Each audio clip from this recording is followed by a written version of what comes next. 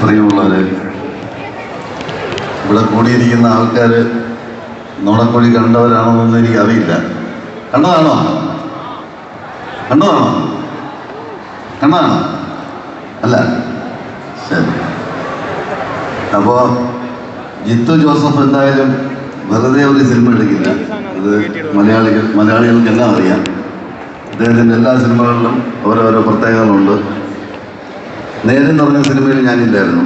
അപ്പം ഈ ഷൂട്ടിംഗ് നടക്കുമ്പോൾ നേരിൻ്റെ ട്രെയിലർ എന്നെ ജിത്തു ജോസഫ് കാണിക്കുകയുണ്ടായി. എന്നോട് ചോദിച്ചു, കൊള്ളാമോ? ഞാൻ പറഞ്ഞു, ട്രെയിലറൊക്കെ കണക്ക് തന്നെ. പക്ഷേ ജിത്തു ജോസഫ് വെറുതെ ഒരു സിനിമ എടുക്കില്ല എന്ന് മലയാളികൾക്ക് നന്നായിട്ട് അറിയാം. അതുകൊണ്ട് ഈ സിനിമ ഒരു വിജയമായിരിക്കുമെന്ന് ഞാൻ പറഞ്ഞില്ലേ, ജിത്തു ജോസഫിനോട് പറഞ്ഞു. കറക്റ്റായിട്ട് വന്നു. അതുപോലെ തന്നെ നുണക്കുഴിയും മലയാളികൾ ഏറ്റെടുത്തിരിക്കുകയാണ്, പ്രത്യേകിച്ച് family.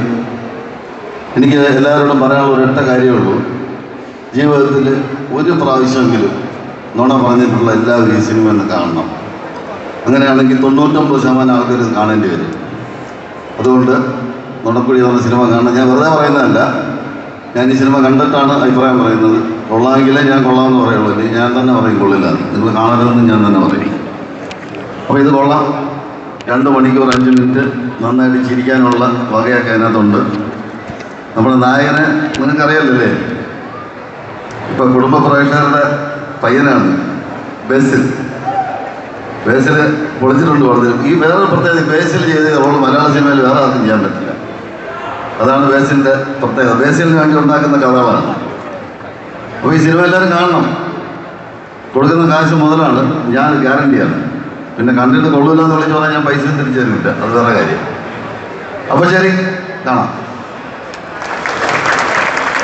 Please remain on stage. നമുക്ക് ഇനി ഒരു കേക്ക് കട്ടിംഗ് ആണുള്ളത്. മൈക്കിന് മേടിച്ചു.